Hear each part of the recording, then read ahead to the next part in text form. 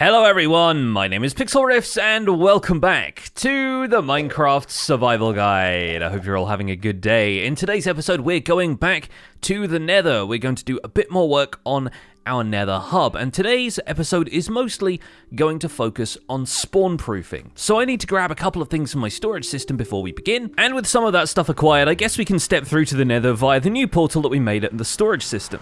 So today, now that we've established the paths to various Nether portals here in our Nether Hub, we're going to focus on how we can prevent other mobs from entering the Nether Hub. Because right now I'm not wearing my gold helmet, I can be attacked by piglins at any moment, and there's a chance that I'll step through into the Nether and forget my gold helmet in future. There is also a bunch of other mobs that I need to be wary of that I cannot be protected from simply by putting on the right piece of armor. There are Hoglins basically everywhere in Crimson Forests, and there is a chance that if we widen out this space, then Hoglins might spawn inside the tunnels of our Nether Hub. They only really need a 2x2 space to spawn, and that means that several of our bridges, several of our pathways here have ended up with Hoglins spawning on them, which can be a disaster if they spawn at the right moment, or the wrong moment, I suppose.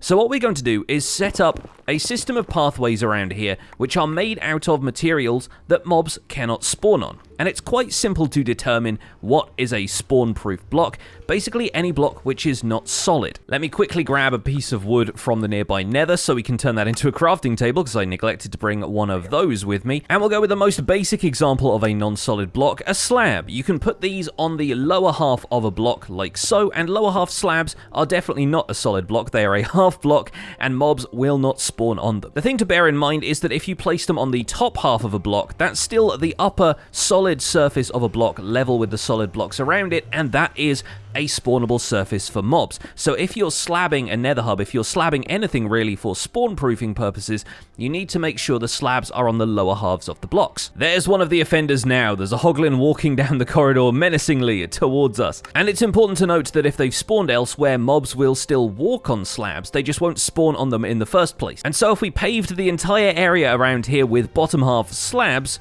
we could be pretty certain that no mobs would spawn here. I've just taken a quick trip back to my storage system for a couple of full blocks that don't follow the same spawning rules as the other solid blocks, and those are things like glass and leaves. Effectively any block which is transparent. They act differently to regular solid blocks, and for the most part, you will not find mobs spawning on transparent blocks like this. Glass is also a fun one to use if you want to have a floor laid down that is spawn-proof, but you want to decorate with solid blocks underneath it. That can be used to great effect if you still want to decorate with whatever blocks you want. You have the freedom to play with more or less anything, but the glass will remain not spawnable. Likewise, leaves can be an interesting touch here in the Nether, where they have such a high contrast with the natural terrain, and I've seen some people even recreate aspects of the overworld in the Nether, with the exception, of course, of the sky, which isn't really possible to do without some artificial stuff like blue concrete or wool. Of course, there are plenty of other materials that we can make non-solid blocks out of. We can make slabs out of stone and cobbled deep slate and various other bits and pieces if we wanted to. And non-solid blocks don't have to just include things like slabs. They can include things which have just a tiny amount of the hitbox missing, such as dirt path blocks. As you can see from the Y coordinate here, if we step down from this full block of netherrack onto this dirt path, we step down a fraction of a decimal point of a block, and that is enough to prevent mob spawns. I feel like there are some occasions at which dirt path actually feels more at home in the Nether. That kind of dull greenish brown that it's got going on is actually quite a nice fit with the surroundings. And of course, when you're dealing with stuff like stone or dirt path, it's going to be available to you in abundance. If you wanted to do this with materials from the Nether itself, you could always grab some of the nearby crimson or warped wood and craft that into slabs, which once again make for a good fit here in the environment of the Nether. The crimson wood will always feel like a Nether material to me. And even if your floor is made out of full blocks, there are some things we can place on top of that which will make the block spawn-proof. Fences, for example, because they have a hitbox, it's not possible for the game to spawn a mob in the area with a fence because that would obstruct the mob's movement. The majority of mobs, including ones from the Nether, need full air blocks in order for them to spawn, and if it's obstructed by something solid like a fence, then that prevents the game from spawning a mob on that particular block. Fences aren't all that convenient to walk around on though, so it's not exactly the best example for what we would use to spawn-proof a Nether Hub, just something to bear in mind when you're spawn-proofing other structures. Now, there are some things that, despite their reputation, do not provide the right level of spawn proofing for a project like this. Or rather, they provide spawn protection in the right conditions, but these are not the conditions that allow us to do that.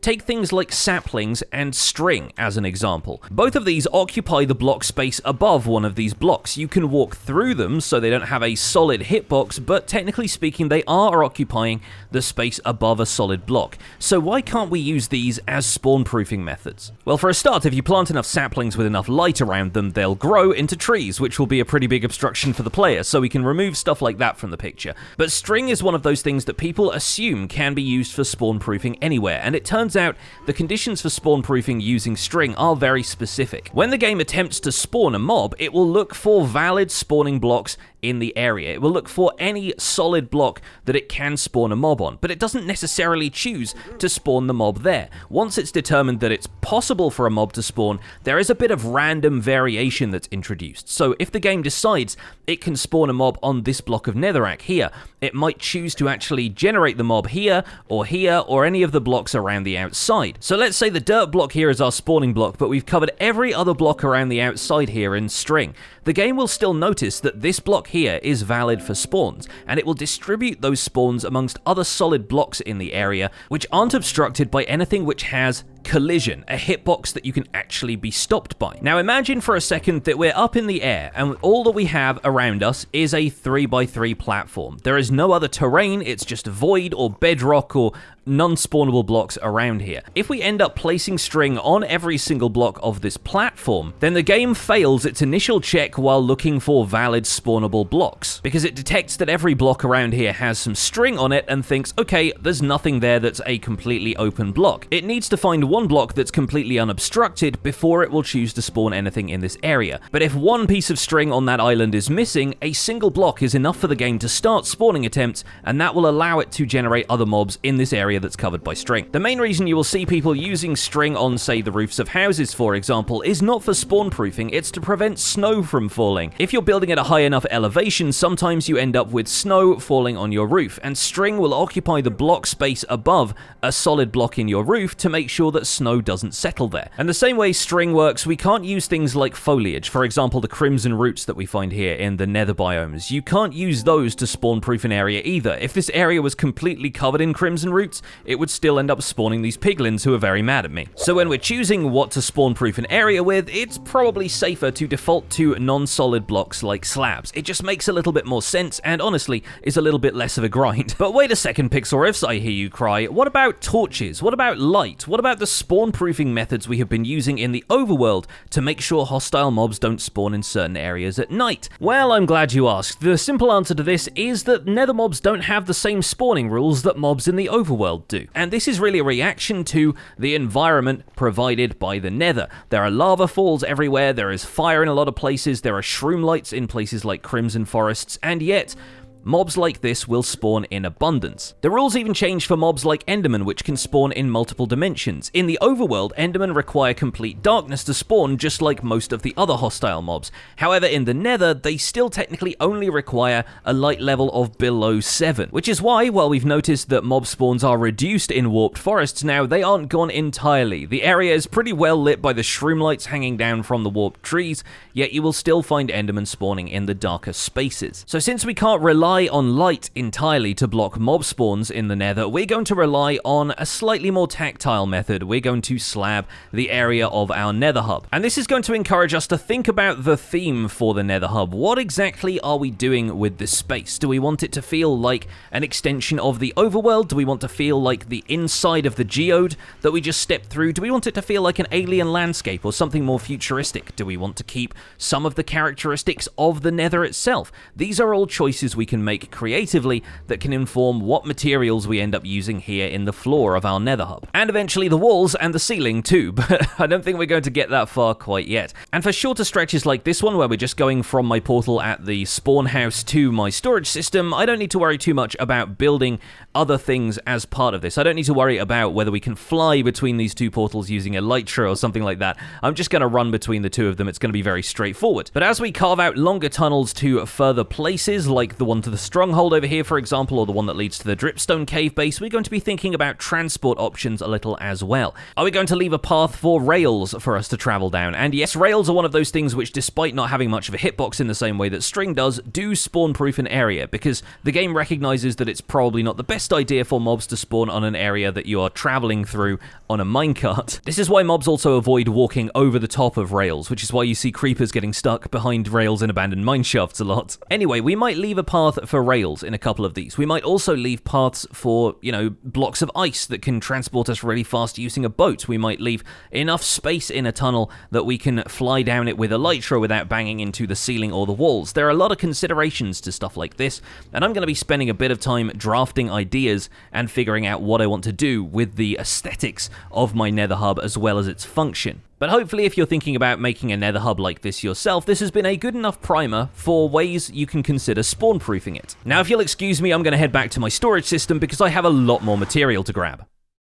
Hey folks, welcome back. So I have been a little bit busy working on some of this stuff. It's hard to get all of the materials right now because I still don't have a huge amount of things, but I'm kind of happy with this so far. This is our spawn portal here in our starting point in the Nether, and I kind of like the oak surround. This is all oak, stripped oak, oak stairs, oak planks, logs, that kind of stuff, and a few note blocks, a couple of pieces of azalea, foliage here and there, and of course, things like flower pots will block mob spawns because they have a solid collision box there. Leaves like this, transparent blocks, so you can put those on top of the note blocks as though there are little kind of potted plants around the place, and I think it works out quite well. All of the top of that is slabbed so that it's not going to spawn, and the floor here is slabs as well. We've got a couple of stairs either side of the portal for a bit of variation, and I might do something different with the floor, but honestly, I like oak in the Nether. Oak in the overworld tends to look a little bit boring, like it's just the kind of default wood type that we tend to use, but I think oak goes really well in the Nether, and a lot of that right now is about contrast.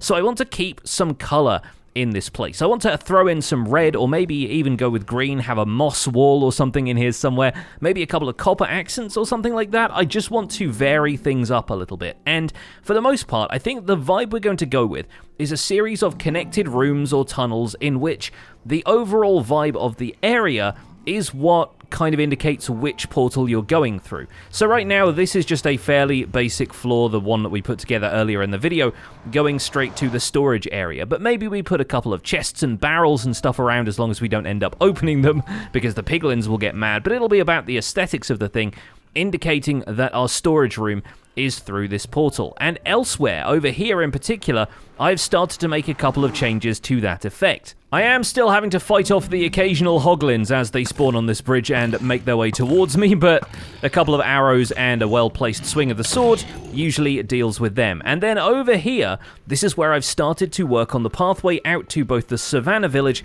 and the Dripstone Cave Base, which are in a similar quadrant of the world. You'll notice here that the path transitions into granite and stone, because unfortunately Dripstone doesn't have any kind of slabs we can make with it. But then the Dripstone starts to appear right here where there's a transition point, and I've actually blocked off the pathway this way that leads back to the Nether Fortress, because we're going to make a separate pathway to that at some stage. We could always divert it off one of these diagonal paths, but I feel like having a path that goes through the Nether Fortress to the Savannah Village doesn't really make a whole lot of sense anymore, so I've been blocking that off, and we're going to reroute that at some point later. But I figured stone and granite were going to be the most sensible materials to work into this dripstone facade. I feel like the granite sort of has some stuff in common with dripstone in terms of the warmth and color of the texture, and it also kind of alludes to the fact that there's a lot of copper in the cave as well, so I think that could work out pretty well. That's currently a work in progress because, again, it's a lot of slabs of both types of material, and I don't have a huge amount of granite to work with quite yet. But as we head our way down here across the temporary Netherrack Bridge, across the Crimson Forest, we get to the portal for it, and this is, once again, a Hoglin has wandered in off the solid blocks of this bridge, but once this is all slabs, that's something we won't need to worry about. The portal here we can kind of surround by dripstone, and I've actually put a couple of blocks of dripstone, and the dripstone spike at the back here kind of prevents us from walking through the portal. The only problem right now is that there are ghasts floating around in the Soul Sand Valley beyond, but a couple of well-placed arrows or just dodging behind a block to break their line of sight, and we won't have to worry about them. This is what I mean by each of these areas taking on its own distinctive character, kind of alluding to what's beyond the portal.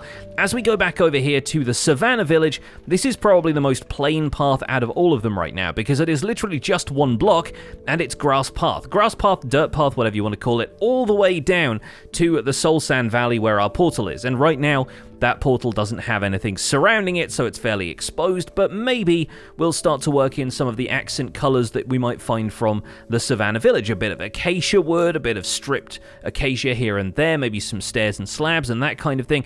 Maybe even, if we wanted to, put this on stilts, have it raised up from a lower section of the Soul Sand Valley, and then just carve out the landscape around it to complete the effect. The one thing we can't really work with in the Nether is water, so we can't put any rivers in here, although, you know, a bit of blue wool and some blue glass might make for a nice artificial river if you want to give that same vibe. The most important thing, of course, as you can see from the complete lack of spawns in this corridor, is that we're using non-solid blocks to achieve this kind of effect. And right here where we have the turnoff to the dripstone cave, I've started to put in a few slabs in the floor as well, transitioning into the theme for that area. I think as a theme, this works a lot better for me than just having uniform corridors everywhere and signposts leading you to the different stuff. I think we could still throw in some signs here and there if something is a long way off or the corridor doesn't change to that theme until a lot later, but I'm starting to get a feel for navigating around this world, and landmarks like this are really what helps me do that. I also need to work a little bit more on lighting. I want to have light in sort of recessed alcoves so the entire Nether doesn't seem completely dark, but once again, that is playing second fiddle to the spawn proofing we're doing using non-solid blocks here. Even the solid blocks of dripstone around here aren't going to spawn anything because the pointed dripstone is usually facing down into them, or like this, for example, it looks like a solid block, but that's because the floor is made out of slabs. It's actually a top half slab with a bottom half slab on top, nothing spawning on top of that. Speaking of the fact that we can't have water in the Nether, I just noticed this, and this is something I'd never seen before because I haven't used dripstone in the Nether before. If you place pointed dripstone in the Nether, it always drips with lava. Normally, if you just put this anywhere in the world, it will drip with water regardless of what is above it. But there are no lava sources above these. You could tell if there were because they'd be dripping a whole lot more. But say that one right there, for example, clearly has a dripstone block above it, but this piece of pointed dripstone is still dripping particles of lava. I like that. It's a neat aesthetic detail, kind of adds to the vibe of this place and reminds us that we're in the Nether, even if we end up completely surrounding all of this with different stone types and blocking off the netherrack entirely. Back in the day, and by back in the day I mean before Minecraft 1.16 when these nether biomes were added, people didn't tend to build with wood in the Nether a whole bunch, for a number of reasons, the first of which of course being that it gets set on fire very easily, which is still true, and I did remove the lava fall that was up here. It kind of gets stopped off by some cobblestone blocks up there now instead of flowing all the way down here, just in case I expand this wood facade out into something a little bit more substantial and it needs to come anywhere near the lava because fire spread would burn down the majority of this. But the other reason people didn't build with wood is that it's not very blast resistant, and one of the things you have to be concerned about when you're here in the Nether is ghast fireballs heading towards something that you have put a lot of time and effort into. That is the reason you'll find that a lot of people prefer to build their Nether hubs or whatever structures they build in the Nether out of more blast-resistant materials like stone and cobblestone. Wood will still blow up if a ghast fireball gets thrown at it, but ghast fireballs are relatively weak. They're not quite the same as your average creeper blast or TNT, so most of the time you won't end up with a great deal of your structure being destroyed. Of course, they do set fires around the area, so that once again creates the fire problem with wooden constructions. But if you're looking at this kind of surrounding, we're in a crimson forest right now, we're not going to see a great deal of ghast spawns here. They're certainly not going to spawn within our Nether hub because nothing is, but you won't find them spawning very much in this biome at all. You'll find them mostly spawning in soul sand valleys, nether wastes, and other biomes where there is flatter, larger sections of terrain for them to spawn on. With the dense foliage of the Crimson Forest and the fact that there are so many other mobs around, you really don't tend to see ghasts spawning in this biome at all, and the same goes for the Warped Forest, where the only thing that spawns is Enderman. So as long as we are a little careful about where we build and we keep an ear out for concealed lava sources in some of the walls, we can feel free to build with whatever types of materials we want, and the only thing that's really going to blow it up is if we wander into ghast territory and we're not prepared to defend ourselves. Not only that, but of course, once we end up with enclosed tunnels around some of this stuff, we don't need to worry about ghasts at all, because they can't see us through blocks, even through glass, and we'll be safe and sound inside our Nether Hub. Of course, we do still have a great deal of other pathways to think about. I've got this one that leads through the Nether Fortress currently out to the Stronghold portal, and there's a couple of other portals out that way as well. I believe the one that leads to the Jungle Temple and the desert, or maybe this one over this way leads to the desert, because that kind of takes a left-hand fork from this area where we can go straight through to the Nether Fortress. That way, I think, is where the desert is, so I'm not entirely certain about some of the coordinates in the world. I think the desert takes a diagonal out towards the southeast, but we clearly have a lot more paths and stuff to work on, so we're probably going to be tackling those on live streams, and here and there in videos if I feel like there's something important to teach about it, if it becomes especially significant. But expect to see bits and pieces of the Nether Hub moving and changing as we come to some conclusions about the themes we want to go with and how each of these tunnels is going to connect. For now, we're going to sign out right here from in front of our brand new, slightly more decorated Nether portal. Thank you so much for watching this episode of the Minecraft Survival Guide. My name has been Pixlriffs. Don't forget to leave a like on this video if you enjoyed it, subscribe if you want to see more, and I'll see you folks soon. Take care. Bye for now.